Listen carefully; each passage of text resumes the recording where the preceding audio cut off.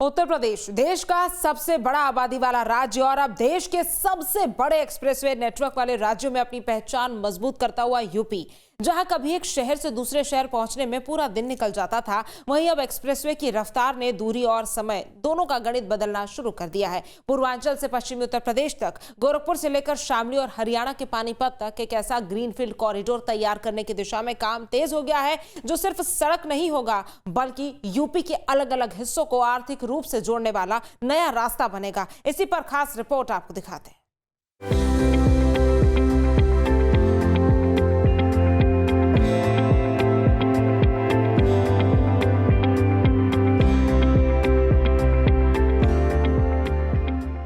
उत्तर प्रदेश, जो कभी अपनी सुस्त रफ्तार और जाम के झाम के लिए जाना जाता था, आज वही यूपी एक्सप्रेसवे के नक्शे पर दुनिया में नई मिसाल पेश कर रहा है। पूर्वांचल से लेकर पश्चिम यूपी तक और बिहार के सीमांत इलाकों से लेकर दिल्ली एनसीआर तक सड़क का ऐसा माया जाल बिछ रहा है जो वक्त और दूरी की सीमाओं को मिटा देने पर आमादा है। प्रदेश में विकास की तस्वीर बदल रही है और इस बदलाव की सबसे बड़ी तस्वीरों में से एक है एक्सप्रेसवे का बढ़ता नेटवर्क। एक तरफ पूर्वांचल एक्सप्रेसवे, दूसरी तरफ Delhi Meerut expressway, eastern peripheral expressway, Ganga expressway, Delhi Dehradun expressway और अब पूर्वांचल को पश्चिमी यूपी से जोड़ने वाला प्रस्तावित गोरखपुर शामली ग्रीनफील्ड कॉरिडोर। यानी सड़क सिर्फ शहरों को नहीं जोड़ रही, वे यूपी की अर्थव्यवस्था को जोड़ने का काम कर रही है। एक्सप्रेसवे नेटवर्क का विस्तार पूर्वांचल, मध्य यूपी, पश्चिमी यूपी, दिल्ली एनसीआर, हरियाणा, उत्तराखंड, आगे पूर्वी भारत से कनेक्टिविटी। गोरखपुर से शामली करीब 700 किलोमीटर लंबा ये ग्रीनफील्ड हाईवे आने वाले समय में यूपी की कनेक्टिविटी की तस्वीर बदलेगा। पूर्वांचल और पश्चिमी उत्तर प्रदेश को सीधे जोड़ने वाली इस महत्वाकांक्षी परियोजना पर अब काम तेज हो गया है। करीब 35,000 करोड़ रुपया की लागत से बनने वाले इस हाईवे की डीपीआर के एक हिस्से को मंजूरी के लिए एनएचआई केंद्र मुख्यालय भेज दिया गया है। माना जा रहा है कि नवंबर-दिसंबर तक इसके लिए टेंडर प्रक्रिया शुरू हो सकती है। इस परियोजना की खास बात यह है कि हाईवे पूरी तरह ग्रीनफील्ड होगा। नई परियोजना पूरी तरह ग्रीनफील्ड कॉरिडोर के तौर पर विकसित की जानी है। इसका मतलब जहां पहले सड़क नहीं है, वहां जमीन अधिग्रहित कर नई सड़क बनाई जाएगी और यही बात इस परियोजना को मौजूदा सड़क के चौड़ीकरण से अलग बनाती है। अब जरा इस पूरे कॉरिडोर को नक्शे पर समझिए। पूर्वी छोर पर है गोरखपुर और पश्चिम की तरफ बढ़ते हुए कॉरिडोर पहुंचेगा संत कबीर नगर, सिद्धार्थ नगर, बलरामपुर, श्रावस्ती, बहराइच, लखीमपुर खीरी, सीतापुर और फिर पश्चिम की तरफ बढ़ते हुए शाहजहांपुर, पीलीभीत, रामपुर, मुरादाबाद, बिजनौर, मुजफ्फरनगर, शामली और इसके साथ उत्तराखंड का हरिद्वार भी इस कनेक्टिविटी नेटवर्क में महत्वपूर्ण भूमिका निभाएगा। यह हाईवे उत्तर प्रदेश के करीब 18 से 19 जिलों के साथ उत्तराखंड के हरिद्वार को भी कनेक्ट करेगा। शामली, सहारनपुर, मुजफ्फरनगर, बिजनौर, मुरादाबाद, रामपुर, बरेली, पीलीभीत और शाहजहांपुर से होते हुए इसकी कनेक्टिविटी लखीमपुर खीरी, सीतापुर, बहराइच, श्रावस्ती, बलरामपुर, सिद्धार्थनगर, संत कबीर नगर, गोरखपुर और कुशीनगर तक पहुंचेगी। परियोजना से जुड़े अलग अलग चरणों और अलाइनमेंट में जिलों की संख्या, रूट में बदलाव हो सकता है, लेकिन बड़ा उद्देश्य साफ है, पूर्वांचल को पश्चिमी यूपी से हाई स्पीड रोड नेटवर्क के जरिए जोड़ना। यानी गोरखपुर से निकलने वाला सफर अब सिर्फ लखनऊ या कानपुर की दिशा में जाने तक सीमित नहीं रहेगा, बल्कि पश्चिमी यूपी और हरियाणा के रास्ते दिल्ली एनसीआर तक एक नया हाई स्पीड विकल्प तैयार होगा। किसी भी एक्सप्रेसवे की सबसे पहली पहचान होती है समय की बचत। आज गोरखपुर से दिल्ली एनसीआर का सफर सड़क मार्ग से करने में ट्रैफिक रूट और परिस्थितियों के हिसाब से करीब 12 से 14 घंटे तक लग सकते हैं, लेकिन प्रस्तावित ग्रीनफील्ड कॉरिडोर के पूरे होने के बाद यही सफर करीब 7 से 8 घंटे के दायरे में आने की उम्मीद है, यानी करीब 4 से 6 घंटे की संभावित बचत। गोरखपुर दिल्ली एनसीआर आज लगभग 12 से 14 घंटे, प्रस्तावित कॉरिडोर के बाद लगभग 7 से 8 घंटे। 1750 किलोमीटर लंबा यह हाईवे उत्तर प्रदेश का सबसे लंबा ग्रीनफील्ड एक्सप्रेस होगा, जो यूपी के 18 जिलों से गुजरेगा। ये हरियाणा के पानीपत से होते हुए यूपी के शामली तक जाएगा। उत्तराखंड के हरिद्वार को भी ये कवर करेगा। उत्तर प्रदेश में 2 चरणों में इसका निर्माण किया जाना है। खास बात यह है कि गोरखपुर से दिल्ली की दूरी 14 घंटे से घटकर 8 घंटे तक रह जाएगी। करीब 35,000 करोड़ की अनुमानित लागत से बनने वाला ये corridor Purvanchal express, Delhi merit express, eastern peripheral express और प्रस्तावित गोरखपुर सिल्लीगुड़ी एक्सप्रेस के साथ सीधा कनेक्ट होगा। और समय की ये बचत सिर्फ यात्री के लिए सुविधा नहीं है, ये व्यापार के लिए पैसा है, किसान के लिए बाजार तक पहुंच है, ट्रांसपोर्टर के लिए ज्यादा ट्रिप है, उद्योग के लिए कम लॉजिस्टिक टाइम है और छोटे शहरों के लिए बड़े बाजार तक पहुंच का नया रास्ता है। यानी सड़क छोटी नहीं होगी, दूरी का असर छोटा होगा। इस पूरे कॉरिडोर की अनुमानित लागत करीब 35,000 करोड़ रुपए बताई जा रही है। परियोजना की विस्तृत परियोजना रिपोर्ट यानी कि डीपीआर के एक हिस्से को मंजूरी के लिए मुख्यालय भेज दिया गया है। अगला बड़ा पड़ाव है टेंडर प्रक्रिया। परियोजना से जुड़े सूत्रों के मुताबिक नवंबर-दिसंबर के आसपास टेंडर प्रक्रिया शुरू होने की संभावना है।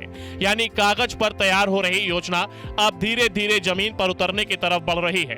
प्रस्तावित कॉरिडोर को करीब 6 लेन में विकसित करने की योजना है। भविष्य की जरूरत को देखते हुए इसे आगे चलकर और विस्तार योग्य बनाए जाने की संभावना है और यही वजह है कि इस सड़क को सिर्फ आज के ट्रैफिक के लिए नहीं, अगले कई दशकों की जरूरत को ध्यान में रखकर तैयार किए जाने वाले कॉरिडोर के तौर पर देखा जा रहा है। हाई स्पीड रोड का मतलब सिर्फ गाड़ी तेज चलना नहीं, इसका असली मतलब है कम रुकावट, कम क्रॉसिंग, बेहतर इंटरचेंज और एक शहर से दूसरे शहर तक लगातार कनेक्टिविटी। एक्सप्रेसवे की संभावित खासियत 6 lane greenfield corridor, high speed connectivity, interchange आधारित नेटवर्क। यानी आने वाले समय में पूर्वांचल से पश्चिम यूपी की यात्रा सिर्फ दूरी का सफर नहीं होगी, बल्कि एक लगातार चलने वाली हाई स्पीड कॉरिडोर का अनुभव हो सकती है। इतना लंबा एक्सप्रेसवे सिर्फ डामर और कंक्रीट से नहीं बनता, इसके रास्ते में आएंगी नदियां, रेलवे लाइन, स्थानीय सड़क, गांव और कई बड़े छोटे रास्ते। इन्हीं जरूरतों को ध्यान में रखते हुए परियोजना के अलग अलग हिस्सों में बड़े और छोटे पुल, अंडरपास और रेलवे ओवरब्रिज जैसी संरचनाएं प्रस्तावित हैं। पहले चरण से जुड़ी जानकारी के मुताबिक करीब 125 छोटे पुल, 25 बड़े पुल, 18 अंडरपास और 12 आरओबी जैसी संरचनाओं की योजना बताई गई है। यानी सड़क बनने के साथ साथ उसके आसपास रहने वाली आबादी के लिए कनेक्टिविटी बनाए रखने की भी चुनौती होगी। अब बात उस तबके की जिसके लिए एक्सप्रेसवे सिर्फ एक सड़क नहीं, बाजार तक पहुंच का रास्ता है। पूर्वांचल हो, तराई का इलाका हो या पश्चिमी यूपी, इन इलाकों की अर्थव्यवस्था में खेती की बड़ी भूमिका है।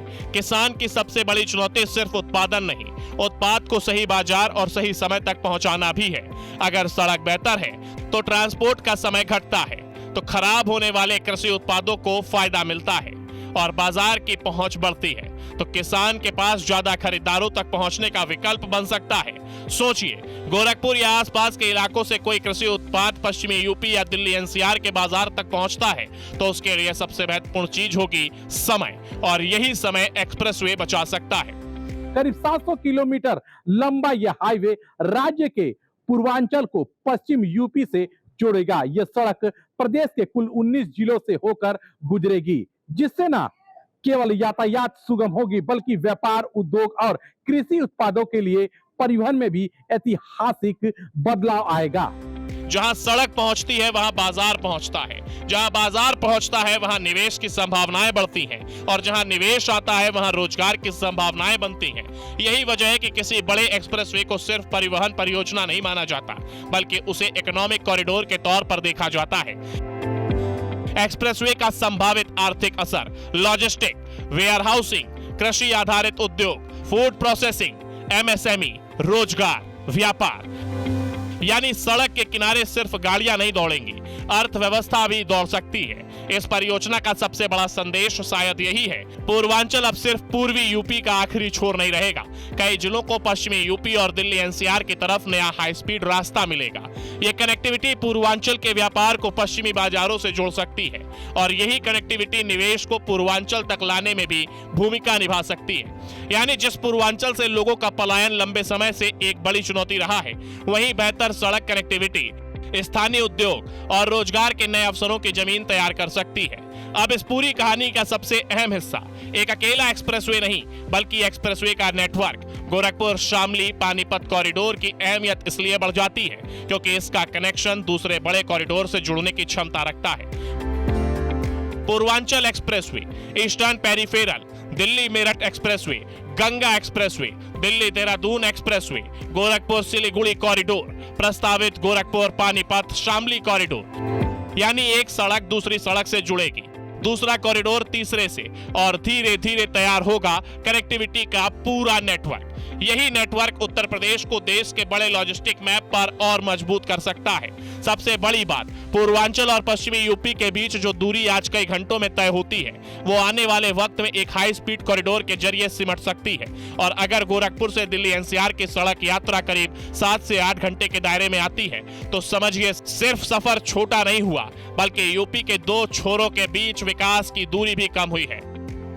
गोरखपुर से शामली तक बन रहा ये एक्सप्रेसवे लोगों के यातायात तो सुगम बनाएगा ही, साथ ही कृषकों और व्यापारियों के लिए भी नई संभावनाएं सामने आएंगी। उत्तर प्रदेश सरकार लगातार एक्सप्रेसवे के निर्माण कर रही है और यातायात को सुगम बनाती जा रही है। अब देखना ये होगा कि कितनी जल्दी ये एक्सप्रेसवे लोगों के लिए तैयार होता है और लोग इस एक्सप्रेसवे के सफर का आनंद लेते हैं। गोरखपुर से शामली तक, पूर्वांचल से पश्चिमी यूपी तक, यूपी से हरियाणा तक और दिल्ली एनसीआर तक। ये सिर्फ एक्सप्रेसवे की कहानी नहीं, ये उस उत्तर प्रदेश की कहानी है जहां सड़क अब दूरी नहीं, विकास की रफ्तार तय कर रही है। एक्सप्रेसवे से बदलेगा यूपी का सफर। गोरखपुर से दिल्ली एनसीआर तक हाई स्पीड कनेक्टिविटी, पूर्वांचल से पश्चिमी यूपी तक विकास का नया कॉरिडोर। तो तस्वीर साफ है, उत्तर प्रदेश में एक्सप्रेसवे अब सिर्फ सफर आसान करने का माध्यम नहीं रहे, ये इंफ्रास्ट्रक्चर के जरिए अर्थव्यवस्था को जोड़ने की बड़ी रणनीति का हिस्सा बन रहे हैं। गोरखपुर शामली पानीपत कॉरिडोर इस कड़ी की एक अहम परियोजना है जिसका असर आने वाले वर्षों में सड़क से आगे बाजार, व्यापार, कृषि, उद्योग और रोजगार तक दिखाई दे सकता है। और यही वजह है कि इस परियोजना को पूर्वांचल से पश्चिमी यूपी तक विकास की नई रफ्तार देने वाले कॉरिडोर के तौर पर देखा जा रहा है। Team news stay.